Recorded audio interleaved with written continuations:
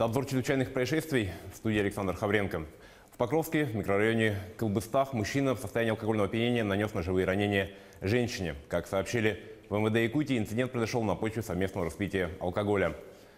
Во время распития и возникшей ссоры ранее неоднократно судимый 26-летний мужчина нанес колото-резанные ранения брюшной полости 42-летней женщине.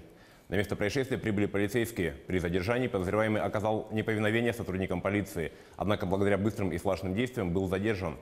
Пострадавшая госпитализирована. Ранее распространенная информация о захвате заложников не является достоверной, так же как и сообщение, что для захвата преступника были задействованы силы ОМОН Росгвардии. Возбуждено уголовное дело по статье «Умышленное причинение тяжкого вреда здоровью». Подозреваемый помещен в изолятор временного содержания. Жители Якутска приговорили к 9 годам лишения свободы с отбыванием наказания в колонии строгого режима за преступление против половой неприкосновенности женщины и опасности заражения ВИЧ-инфекцией. Ночью 12 августа 2018 года обвиняемый с другом находился в увеселительном заведении, где распивал спиртные напитки. Там он познакомился с женщиной, которая после закрытия ресторана предложил продолжить вечер у него дома, на что та согласилась. По прибытии в квартиру все трое продолжили употребление алкоголя, после чего приятель отправился в магазин за спиртным.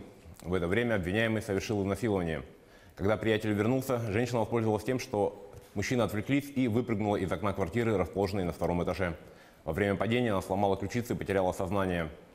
Ее заметил находившийся неподалеку наряд сотрудников Росгвардии. Бойцы поспешили на помощь женщине, которая успела сообщить о том, что с ней произошло. После того, как ее увезла скорая помощь, росгвардейцы определили место нахождения квартиры, где произошло преступление, и задержали обоих мужчин, доставили их к следователю. Полицейские первого столичного отдела раскрыли кражу портативного гаража. С заявлением о краже обратилась жительница Якутска. Женщина на ночь оставила свою автомашину, прикрытую тентом, во дворе дома, расположенного по улице Петровского.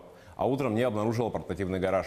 Выехавшие на место преступления сотрудники уголовного розыска по горячим следам установили личность злоумышленника. Им оказался ранее судимый за кражу безработный 46-летний мужчина. По словам подозреваемого, похищенное он сбыл, а вырученные деньги в размере 1500 рублей потратил на личные нужды. Возбуждено уголовное дело по статье «Кража».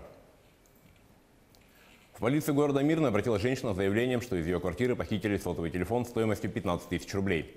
В ходе оперативно-розыскных мероприятий сотрудниками уголовного розыска установлена личность подозреваемого. Им оказался 21-летний уроженец Иркутской области. В день происшествия потерпевшая познакомилась в ресторане с молодым человеком. Желая продолжить приятное общение, женщина пригласила его домой. А когда пришло время уходить, новый знакомый заявительницы незаметно прихватил с собой ее мобильный телефон и покинул квартиру. Похищенный гаджет он оставил себе для личного пользования. Возбуждено уголовное дело по статье «Кража». Во время профилактических мероприятий участковыми уполномоченными полиции Чурапчинского района выявлен факт незаконной реализации алкоголя физическим лицом. 30-летний житель одного из сел района осуществлял продажу спиртного из своего автомобиля возле одного из домов в селе Чурапча. Алкоголь изъят. В отношении правонарушителя составлен административный протокол по статье «Незаконная розничная продажа алкогольной и спиртосодержащей пищевой продукции физическими лицами». В Москве сотрудники ФСБ задержали 7 человек, которых подозревают в связях с экстремистской организацией «Таблиги Джамат», запрещенной на территории России. Операция по задержанию проводилась совместными силами ФСБ и полиции. В результате операции задержаны 3 главаря и 4 активных члена законспирированной ячейки, которые проводили сбор участников организации и вовлекали в деструктивную деятельность новых сторонников.